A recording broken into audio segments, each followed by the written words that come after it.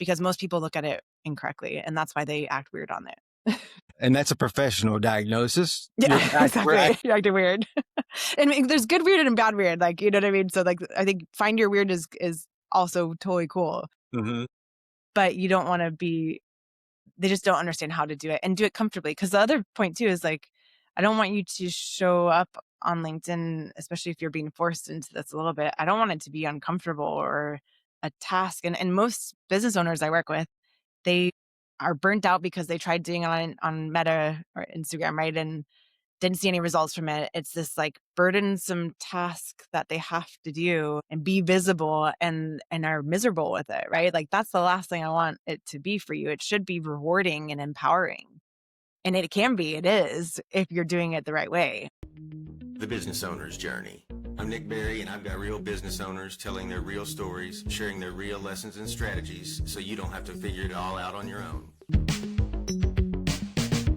Why does having a presence on LinkedIn feel so hard when it should be so easy? And LinkedIn is booming. Why do we think that the tactics everyone else is using are working and they won't work for us? And why is that the case on all social platforms? Today's guest is Natasha Walstra, and we break down how to make social selling simple and worthwhile. Natasha's a LinkedIn strategist and business coach who helps business owners turn visibility into revenue without trying to play the influencer game. Expect to learn how to simplify your LinkedIn strategy as a business owner, why expert advice is luring you into playing the wrong game entirely, Natasha's take on social selling without pitching, how personal branding for business owners builds trust, how to approach LinkedIn profile optimization, using real stories for thought leadership, and how to turn LinkedIn visibility into revenue without becoming a content creator yourself. Enjoy the show with Natasha Walstra. I don't like doing this stuff. You're doing it well. You make it look easy. This is going to be a bottleneck for me. What am I doing wrong here? Most people overthink their LinkedIn strategy and like what they need to be doing on there and what they have, like all the things. Like it's actually really quite simple. But we're fed so much information that then they get paralyzed with like, what do I need to actually do on my profile? And what type of content do I actually need to be sharing that's going to hit right? You know what I mean? Yeah. And I think that's where people just get stuck of like, I actually just have no idea because everybody's saying different things or saying things that just sound absolutely insane, you know? So I think that's kind of the big problem.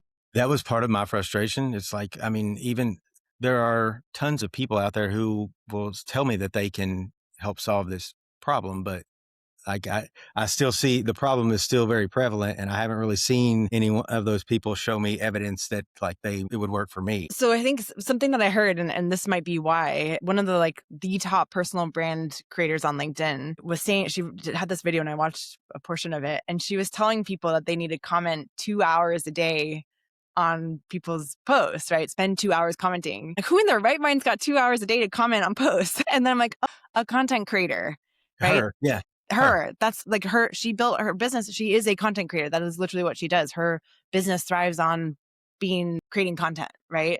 Most people I work with are business owners leveraging content to grow their business. They're not content creators.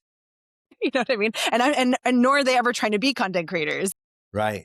And then they hear someone, a perceived expert, saying something like that, and it's like, oh shit, now I've got to do as much of that as possible, which is not going to be 2 hours, but it's going to be enough to be really mediocre. Yeah.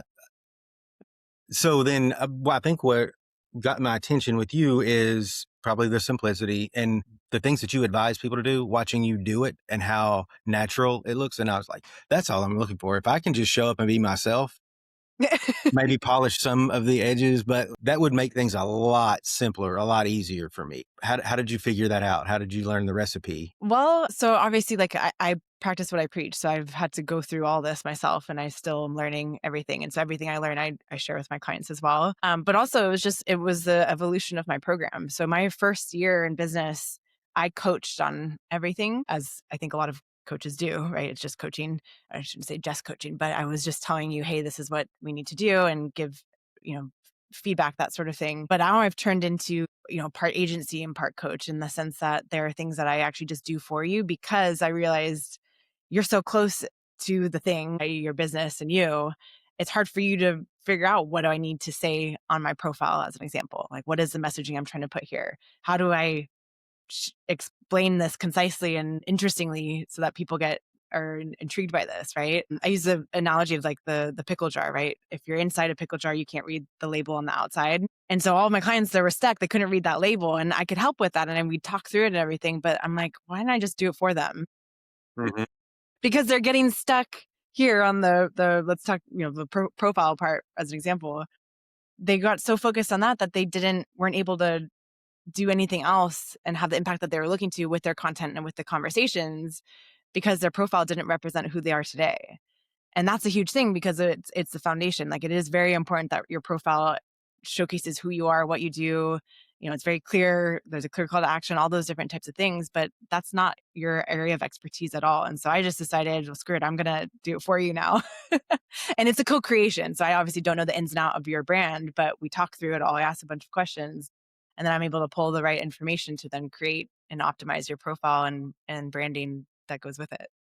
Yeah, and so for the audience, I want to share my experience. So I was not able to go through the Natasha's cohort, her program, but she did work something out with me where she could kind of do this one-on-one on the side to accommodate my availability. And it's been like 60 days since she gave me the instructions and guidance, said, okay, here's what you need to do. Here are the things that I've done for you.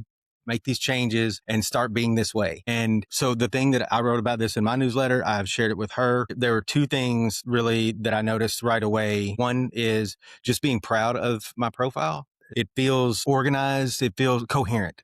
It feels coherent and it's on brand. Everything fits. It's intentional. So now I'm proud of it. And I didn't realize before that maybe I wasn't. It was just kind of like a thing that was there, a necessary evil. So that was really big for me. And then the other was, I think pretty much immediately I noticed some changes in the engagement that I got. I don't know, measurables wise. The only thing that I can tell you for sure is in the almost exactly 60 days since we posted the updates to my profile, I've gained as many new contacts during that 60 days as I had year to date to the beginning of that time. So that's good. And That's I mean, there huge. has to be a connection, right? Yeah. Because I haven't done anything, the frequency of post has not gone up. I've been about the same person other than using more stories in post, which was that's what Natasha said, start being this way, include more stories. I think when we were talking that day too, you like told me a story of a specific client you had just got off. I'm like, that right there, but I don't see it in the posts that you shared. Like, there was Yeah. no connection, even though that there was. And I'm like, you need to add that story in there. Yeah. So let's talk about that as an example of kind of the stories that we tell ourselves where, I had my excuse, right? The reason I don't, it, because it takes work to de-identify who the client. I don't want to go and share things about Yeah, of clients that course. would embarrass them or that, it's things that they are part of our work. And so that it was that's an easy card to play, right? But it doesn't have to be that way. Can you talk a little bit about, how do you get someone who's telling themselves that, or maybe some of the other excuses that we give ourselves to like find a way around it? Yeah. Well, yeah, and of course, you always want to respect anonymity with your clients and their privacy. So, like, you can tweak things so that so it's not them, right? Like, it's more the principle and the process transparency or the thought leadership of how you guided them. Like, that's the piece we're interested in. You know what I mean? And so Mm-hmm. there are ways to share it so that it comes out, that it's real, but respecting their privacy, if that makes sense. So definitely, like, ways around that for sure. But it's just so important because right now everybody can write great content. And I say that with quotations for both of those because nobody's writing anymore and it's not that great because of AI, right? And so what people are craving is real lived experience. And that's what you do in your day to day, your conversations you're having with prospects, with clients, with colleagues, right? That's what we want to be sharing. And if you can't share specific things with clients, that's totally fine. You still have conversations all day long around things that you can share. That's what we want to be hearing because it's unique to you.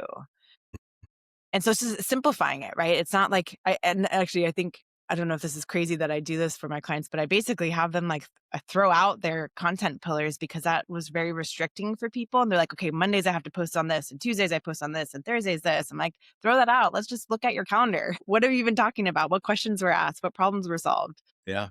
It's that simple, you Yeah. know? Yeah. For somebody who does what I do, I'm going to have 8 or 10 conversations in any given week where we're solving like a pretty significant problem for a client. Mm. And there's something in there. And I mean, 97% of the time at this point, it's something like I've seen the pattern before. It's happened. So there's some way that I can repackage those stories. Like those are the lessons that I should be sharing because that's what I do. And so I just had to get around the whole, well, just takes a lot. It's extra time for me to have to make it anonymous. I just probably needed someone to call me on it. We all need it, right? Well, it was funny because then, like, the next day I saw your post, I was like, this, and it got really good engagement, I think, too. And I was like, this is exactly what I'm talking about because you have such good content. And it wasn't calling anybody out, though, either. Like, it was just incorporating the fact that that it was something you experienced yesterday, you know what I mean? Or whatever the thing actually was. And it's something that I struggled with this too. Most of my content has always been inspired from conversations, but I never made that connection. I would just talk about this idea instead of talking about the situation that came with it. You know what I mean? And that's what was missing always for me. And the second I made that pivot as well, one, it's more interesting because it's a story. And two, it's also a form of social proof because it's showing that I'm doing the thing I say I do in real time with somebody. Yeah. Yeah. So, like for me, my experience with you, which has been fantastic, been really, it revolved around my profile, getting my profile updated, and just kind of starting to work on my perspective, my mindset as it relates to making the social post. But that's what you do is a little bit broader than that, right? So, what do you address for clients? I help them get more visible and win more sales on LinkedIn. So what does that mean? It's personal branding, it's content and social selling. And when I say social selling, I really just mean having conversations. I feel like social selling and sales has like a thing to it still because there's so many people that do such a bad job with it and just pitch slap you in the DMs and such. But that's not what I teach. I help you with showing up on LinkedIn authentically, but that also moves the needle in your business. Yeah, and now I remember the headline that I used when I wrote about you in my newsletter was "You unhid me," That's awesome. because I had been hiding. My Yeah. profile was such that like it was going to be hard to find, and it was definitely going to be hard to choose me if that's what you were looking for based off my profile. So just getting it cleaned up helped me Yeah. unhide. That's amazing. Well, and you have so much experience and so much expertise behind you, but we didn't see any of that, right? Yeah, And not people don't necessarily, not everybody knows who you are, obviously, but when they go to your profile, if we see, the Inc. 5000, if we see these brand names behind you, there's that instant credibility by association. So, like, I don't know who Nick is, but I know what this means. And that's a big deal, right? I mean, you've got the trophies behind you, just prove it even, but we didn't see any of that on your profile. It's showing off without showing off because it's just the facts here, and so we needed to put that front and center for you. yeah. And so I've always had this aversion to being forward with those things, but using that as the humility as an excuse to not do it. And I think where you really got my attention was the way that you were having conversations. I don't mind talking about those things if it's not forced, if I'm not having to like go and just broadcast like, hey, here's what I've done. Sure. If we can have conversations, I'm game. And that's what I saw you doing. Right. And so you just said it. It's not really the social selling. It's how to have conversations. Yeah. Right. It's like, let's just go be friendly on LinkedIn. Yeah. Which, like, people have no idea how to do that. And that's the problem. Like, people are super weird on there. Why? Why do we have such trouble? Because they forget that there's a human on the other side of the screen. It's like the most interesting thing. I'm like, would you ever say that to somebody in real life? So why would you do it on here? Yeah. I've heard you tell stories about that, about some of the conversations that you've had with clients where you're asking them like, is that really how you talk? Well, it's funny because I talk through all this, and then I'll give you a specific example of a client where his post has been going viral, like literally, 15,000, 20,000 impressions, hundreds of likes, all the things. But he's saying in the DMs it was kind of, silent still. And I'm like, well, what are you saying in the DMs exactly? And then he read it to me. He's like, oh, hey, thanks for liking my post. By the way, we do this, that, and that. And I'd love to see if we can explore synergies working with your company. I'm like, And as he said it out loud, he was like, "Oh, that was a pitch, wasn't it?" I'm like, "Exactly." That's not what we want to say. Hmm. And helped him craft what actually we want to be saying in there. And it's just literally like saying hi, right? And thank you. And being, starting initiating a conversation as you normally would with a human. We're not trying to pitch immediately. But it's interesting because even somebody else that happened with another client recently where she was sending in mails too, not realizing that that's where she was sending them, which we don't, in mails are kind of useless, in my opinion. Sent this long message and the whole thing. And I was like, whoa, whoa, we haven't even connected with them yet. Let's start with that first, you know? Yeah. For some reason, we go into this mode where we don't converse normally on there. What are you telling your clients how to approach this? Yeah. I mean, truly, like, imagine if you ran into this person at the coffee shop or the gym. What would you say to them? And then funny, that first example I gave you, he started laughing because he had just ran into this guy at the gym who was a top account he'd been trying to get to, and they sort of chatted for a split second. He's like, "Yeah, I didn't pitch him anything, but he was familiar with what I did, and I'm playing the long game." And I'm like, "Yeah, exactly." And then he came back 3 weeks later. He's like, "Yeah, I've got a call with him." So it wasn't even that long of a game, right? But he was just being a friendly, curious human being. You know what I mean? Versus, yeah, it's really about building relationships. Like I know that sounds so simple or cliche, even, but like that's what you're trying to do here ultimately. It's not go straight into the pitch. And like, and especially if you can help them, that you have a problem, they have a problem that you can solve. I mean, there's ways to still talk about what you do, but just don't go straight into it. You know what I mean? Yeah. So, the things that you would do in a conversation, find common ground, like let the conversation evolve, see where there are opportunities to provide some value, to add, give them something to think about. What you receive a lot of is somebody going straight for the kill, like coming right, hit you right between the eyes.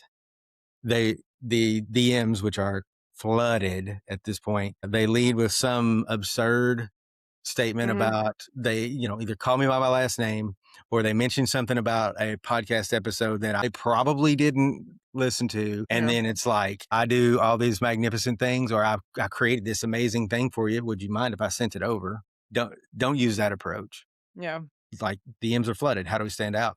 Show a genuine curiosity and interest, right? Like, have you been following them? Are they posting content? If not, because most people aren't really. Is their company?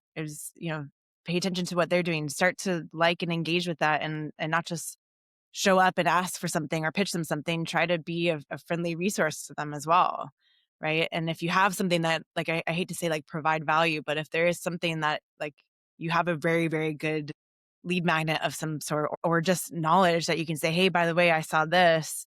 Let me tell you, like, I can give you some feedback," or something along those lines, right? But it's not about, again, going straight for that pitch slap. It's actually funny. I'm testing out going on Reddit because there's so much stuff going on Reddit these days, right? Well, these days, as always. And I got the username for it. I put it as no pitch slaps because I think people just don't understand like how important that is to just not go straight in for that. And then why your profile is so important and why your content's so important as well is because you need to be speaking to your ideal clients into the problems that they have while showcasing social proof. So that as you say hi to them in the DMs and then you create content that is talking to the problems that they have and showing that you solve that problem, organically things end up coming from that ultimately. You know what I mean?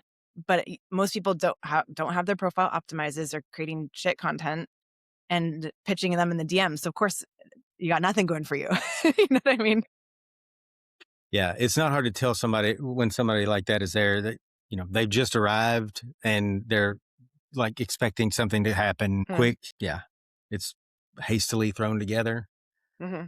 Um, but I think that's what we're kind of looking for, evidence of the opposite whenever we do go poking around looking at somebody's profile. You read a comment that someone makes that's interesting, or you see a post that they make that's interesting, and then you want to look a little bit further. And so that's part of the what you helped reframe for me is like, just have the information ready for when they want to look further. Don't go trying to smash the information in their face. That's not going to work. Nobody's comfortable with that. Yeah.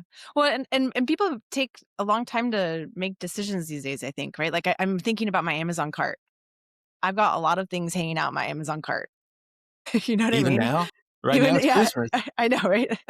It'll go, I'll save it for later and then put it back in. And I think that's how a lot of people are with like things in general when it comes to business, right? Like we need to be truly convinced, especially because we're in a trust recession right now, right? Nobody believes anything. There's a lot of crap out there. People have been duped left and right. I talked to somebody recently who paid like 12 grand for a mastermind and was like, they got nothing out of it. Yeah. So we're understanding where our audience is, where they just are, we don't know what to believe anymore.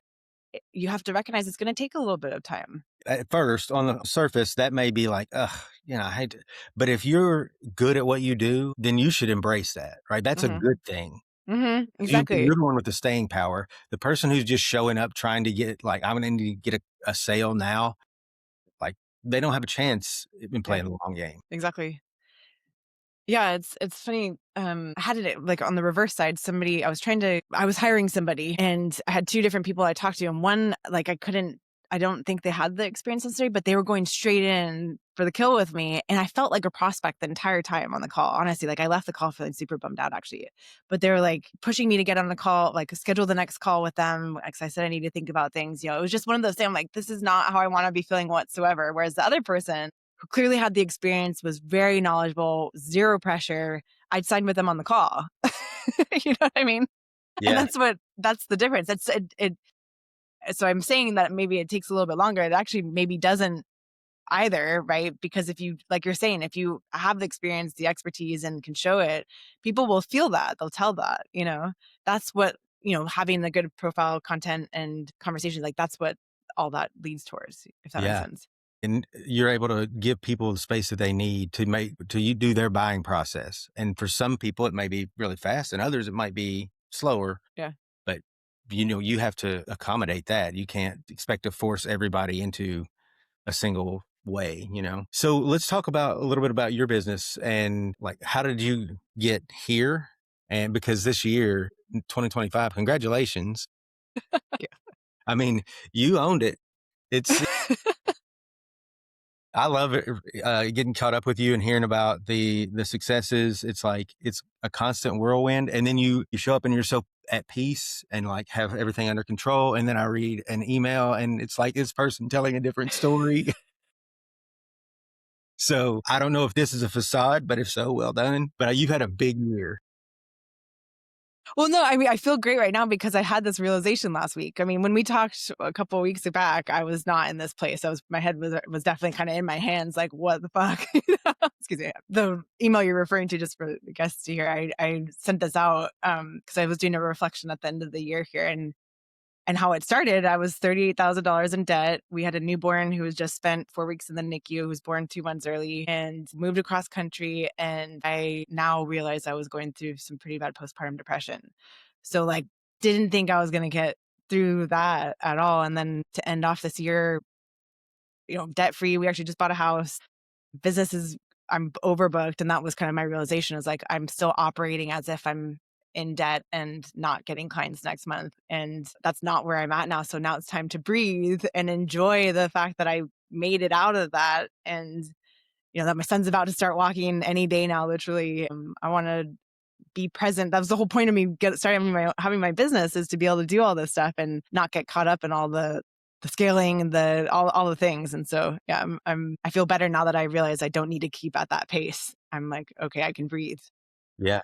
I mean, another congratulations because figuring that out, having that epiphany before it knocks you down is a little bit unusual, but now you've got an opportunity. You kind of getting out in front of it, and you can catch your breath, like take this period over the holidays and reorganize and enjoy what you've accomplished for the year and get the battery charged up for next year.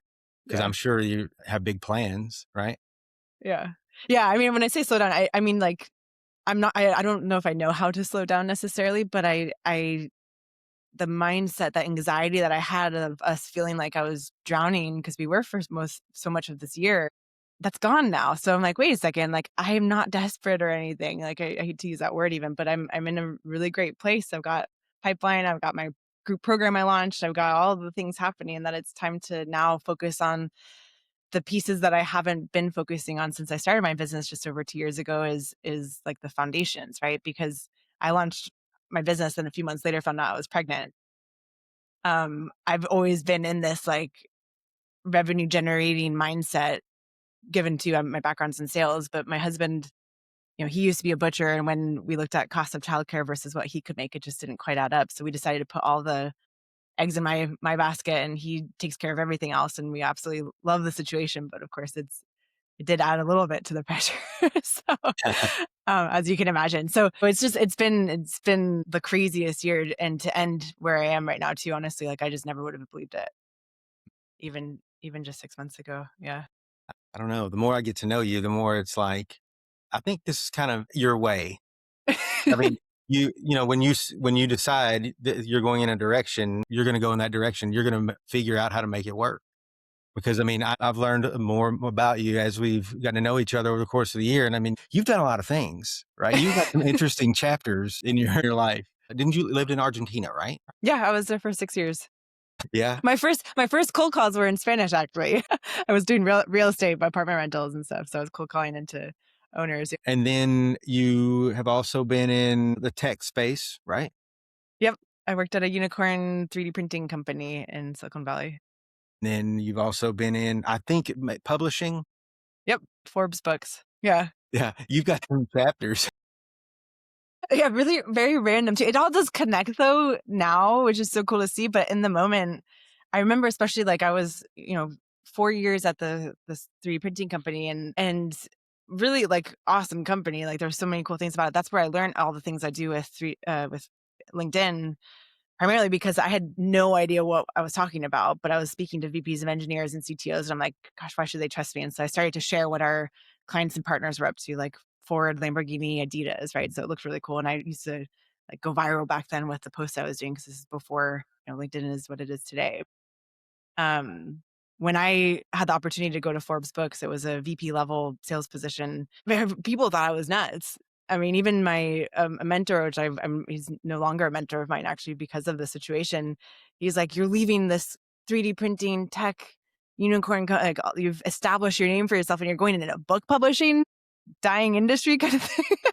So, and I totally drank the Kool-Aid. That's what brought me out to South Carolina now, right?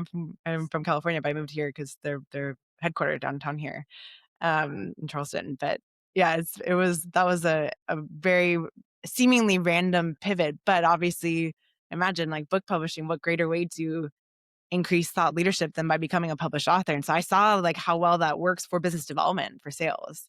And that's what the person that brought me on, they noticed that I was very aware of that. I had no idea what personal branding was at the time. I had built one. I didn't know that that's what it actually was though. It just So came that naturally to you. well, no, it was out of, I mean, truly, it started out of like fear and competition because I was so bad at cold calling. My first position I was in, I had to cold call into car dealerships. You can imagine how bad that was. And I'm an introvert. I used to be super shy too. So it was brutal.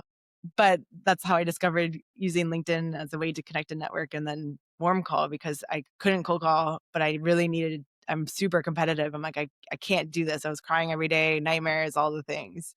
So grateful for that experience regardless. Um, yeah, for me, it kind of happened organically of like, oh, if I start showing up and networking and creating content, like it turns out people are much more receptive to that. And so now your understanding of personal branding is kind of helped. I guess that's what's helped bring the agency aspect of what you're doing to life, right? Because Hmm. that's you're having to come in and kind of absorb or extract, maybe even help someone who doesn't have it established, like determine how to, what kind of brand they want to build. Yeah. Yeah, it is. I am. And it's so funny, even though like I'm doing the thing. Imposter syndrome still hits me so hard with this because my background is in business development and sales. Like I don't in my mind see myself as a personal branding expert, but that's literally what people are see me as. Like I was just featured on a list yesterday. I'll have to send it to you. It was like Favicon top personal brands in the world number 15. I was like, what? And I was like the weird, and I like looking at this, I'm like, what weird, like so confused by that. And even with my clients, like when with my group cohorts, I have my one-on-one program in my group. The group, there's still one-on-one portion, but part of it's done via Loom, kind of like what I did with you. And I get nervous to send it via Loom just in case, what if they don't like it or all this stuff. And everyone oh, I love this. This is so good. I've never think of it this way. And it's like the craziest thing to get this type of feedback because I'm nervous sending it to them. So I'm like, who am I to be telling them how to do their messaging, which is crazy. But I mean, I do it, this is my area. I think, there's a fine line, I suppose, where you want to keep yourself honest, right? You're more than like a self-anointed expert, but you want to continue to earn that like level of expertise. You want to make sure that you know what you're doing and that and people are getting value out of what you're doing like that. I think that's healthy, but then we also run the risk of pushing it too hard and kind of taking for granted what we've accomplished, beating ourselves up a little bit. The imposter peeks its head in there. Yeah. But again, on the outside, you look like you've got it under control. Well, I mean, I have a coach I work with on basically this exactly confidence and writing primarily. Cause I think, we were looking at where I want to go to next year. And in order to hit that revenue goal, what type of person do I have to be? And I mean, I think confidence is a big part of that. Like I don't see myself as a good writer, which I know is crazy because this is literally what I do. But I shouldn't necessarily say that because I get good engagement and I know it all works obviously, but it's hard. It's still really hard. Like the newsletter, the post I did today, like I had to message Voxer, my coach, and be like, "This is too much. Like, help me out. Am I crazy to be sharing this? Like, is this good? Is it all the things? Like I need a little bit of hand holding as well because it's really hard to do personal posts, right? And in a way that I mean, hitting that post button this morning was really hard. It's understandable. And like you've been through some things too, right? What I hear you talking about is like your identity as a leader of your business and your life, and thinking about what kind of leader do you need to be? What does your identity need to be for you to do the things that you want to do in the future? And you're like using that to pull yourself, and guide your growth. And so there probably for people like that, there are always going to be things that we'll need to work on or we'll want to work on that like, that's okay. Right. Because without that, we would have no mission, man, Totally. be no way to live. Well, I mean, as they say, right? Like that discomfort is how you grow. So I'll give you an example. I did another personal post a couple weeks ago, and it took me 7 months to publish that one. This one took me a week to get through, but I'm growing, making that a little bit easier. Yeah. But the thing is, too, in the post that I was talking about was talking to other founder moms who are balancing business, entrepreneurship, and raising kids or their kid, and the like circus that it's been for me trying to manage all that, and how much I don't have it figured out whatsoever. I'd written that 6 months when my son was 6 months old, and like in a total haze, literally, because I've got really bad postpartum brain fog as well. So I can't remember anything at this point. But like sharing that, but the reason why that, like, yeah, it's a personal post and we obviously want to be careful with those, and like making sure that it drives back to your audience. But the reason why it was important to share that and why it's meaningful is because I serve and work with a lot of female moms, founder moms, right? Like I'd say, I don't know, 70% of those in my cohort have experienced that or are going through it or have been through it. And like we can connect over that. And that's why it's so powerful to share the right type of content. Like I'm not trying to do like, it's not the Natasha show over here by any means, but it's showing like all sides of what we're doing here and how we can connect over that. You mentioned not being a good writer and that having some effect on your competence. I think you are an excellent communicator. And I think that shines through. I'm sure that their skill of writing, which I do not have. There are benefits to it, but I think that you communicate really well. I think that comes through in your writing. It comes through in conversation. And I'm sure that that's part of where the authenticity lands. Like, Thank you. I mean, that to be fair too, I guess that's why I'm so grateful to have AI now. I'm all about starting with my original thought, but thank God I have AI to help me flesh out and come off as a better writer because I might have good ideas, but if you don't articulate it well, then that's kind of stuck there. you just Mm. got to watch that AI will also drag us off the reservation and turn what we thought was a good point or had a good point buried in it. It turns into this lukewarm mush that doesn't mean Yeah. anything. But Don't want to go down that rabbit hole. Well, that's a filter I always use before I post anything. And again, I always start with my original thought, but a question I always ask is, could AI have written this? Because if yes, that means my competitor could have. It also means my 7-year-old nephew could have.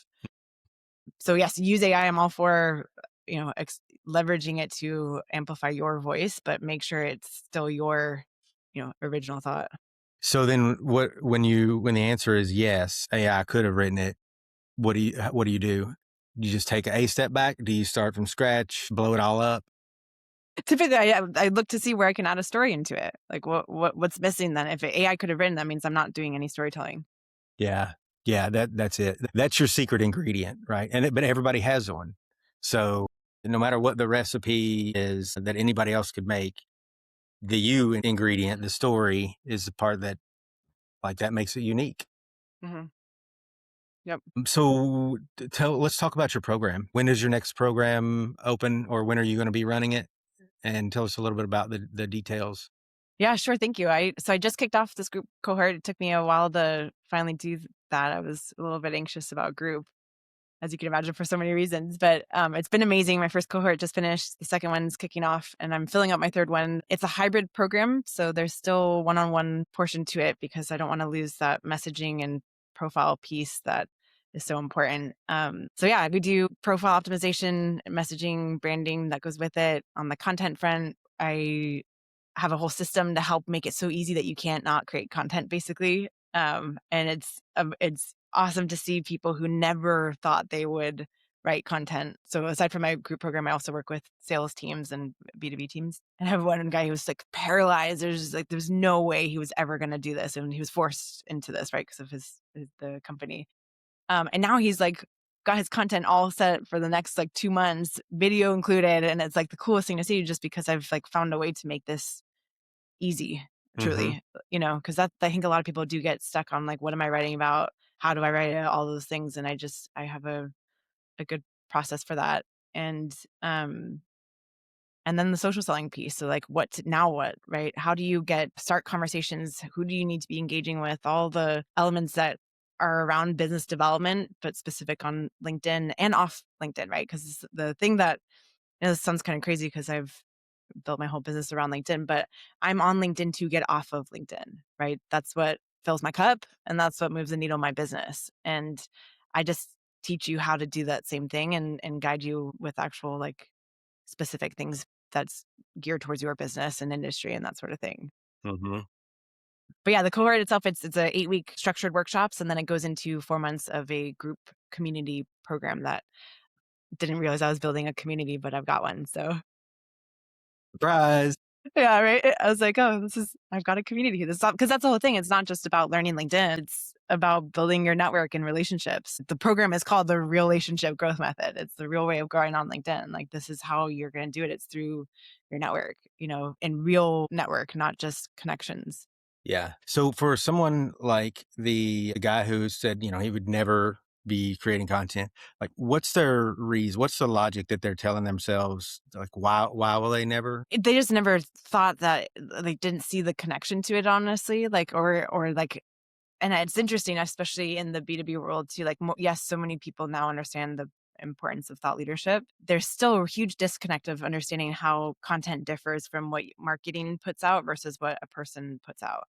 You know what I mean? And so, and I think add on, when we think of social media and sharing things, it's, your life on Instagram or Facebook, right? It's very different type of content on LinkedIn. And so most people, actually, I'll give an example of my brother, who's like one of the most outgoing, extroverted people I know. When we'd travel as kids, he could make friends with anybody left and right in 10 minutes, it was in other languages. He did this in Spain. It was so cool. Um, Tried getting him to post on here. I had to hold his hand through like literally each section of it because it was so uncomfortable for him. Like, it was like a totally different type of interaction. And I think especially those in the sales world, like, they're really good at the behind the scenes stuff, but they've never had to be that sort of front and center or feel like it's front and center. You know what I mean? So that's why, What actually, I guess I should share, like, part of my program of like a big portion of what we talk through is mindset and how to reframe LinkedIn and of how you need to be showing up on there, because most people look at it incorrectly, and that's why they act weird on it. and that's a professional diagnosis. Yeah, We're exactly. You're acting weird. And there's good weird and bad weird, like, you know what I mean? So like, I think find your weird is also totally cool, but you don't want to be, they just don't understand how to do it and do it comfortably. Cause the other point too is like, I don't want you to show up on LinkedIn, especially if you're being forced into this a little bit. I don't want it to be uncomfortable or a task. And most business owners I work with, they are burnt out because they tried doing it on Meta or Instagram, right? And didn't see any results from it. It's this like burdensome task that they have to do and be visible and are miserable with it, right? Like that's the last thing I want it to be for you. It should be rewarding and empowering. And it can be, it is, if you're doing it the right way. What doing it the content creator way or the way a lot of gurus, quote unquote, say to do it, of course it's going to make you feel bad because you're not a content creator. We're not chasing algorithms here. We're trying to build relationships, you know? Yeah. So I think one part of what I took away from it, from all this is regardless of your like personality type or communication style or preferences, um, there should be a way for you to use the LinkedIn platform and comfortably to support you reaching your goal. And if you just because you haven't found it doesn't mean it doesn't exist, but there is a way. And if you're willing to like keep looking, then my recommendation is to talk to Natasha because that's where I was at. I was like, I'm sure that there's a way, but I haven't seen it yet. Maybe it'll slap me in the face. And I think, yeah, she just made it pretty apparent to me. Like, look, you don't have to try to fit the mold that is your perception of Sure. Yeah. whatever is out there. It's like we can configure things to work for you where it's comfortable, it still aligns with the way that you are and the things that you want to do. And then it's like, okay, to me, then it started to feel rather than a thing I had to do in addition to the work I needed to do, it became more of like a byproduct of the work that I did. So it wasn't burdensome. I was me leveraging my work further. Yeah. And that was a big help too. Yeah. I love that. I appreciate you saying that. I appreciate you helping me out. It was definitely a paradigm shift for me. That's why I harassed you about we need to do this interview because I know that there are a lot of other people in a position like I'm in that feel the same way about it. And they're either avoiding it the way that I was or trudging through it, or they're paying someone else to Mhm. do Yeah. the mediocre job that they would have done themselves. At the end of the day, it's still not the same thing. It's still not, you're not getting the juice that you should be getting from the squeeze. And so I think that's an important and probably getting to be more and more important as we go problem that needs to be solved. And it's fantastic to find a solution for it. So that's what I'm doing. I love it. I appreciate that because it's so rewarding to see when they figure out LinkedIn and do it in a way that like fits their business and their life. It's like the coolest thing because there's so much opportunity on there, but it can be very frustrating otherwise. So yeah. You're able to help these people there's a lot of talent and skills and value and fulfillment out there that's not being reached. It's not being like opened up until you help remove that barrier. It makes a huge difference. And it's helping somebody like me, or, in another case, it could be somebody like you who just needed to reframe things a little bit. And all of a sudden it's like they can unleash their gift. Yeah. I love it. That's powerful. So well I love done. that. Love that. Yeah. Thank you. Well, thank you very much. Thank you for the work that you've done with me. I appreciate that. And thank you for joining and sharing. This is exactly what I wanted you to be here for. Thank you for having me and giving me the space to talk through this. If you couldn't tell, I really enjoy what I do. If I can That's spread great. the word, I appreciate it. So thank you. Thank you so much for listening. If you found the show valuable, you can say thanks and show your support simply by taking a quick second to like, share, and comment on the show. You can also find more information about each of my guests, all of the resources from the show, and myself at nickberry.info/TBOJ.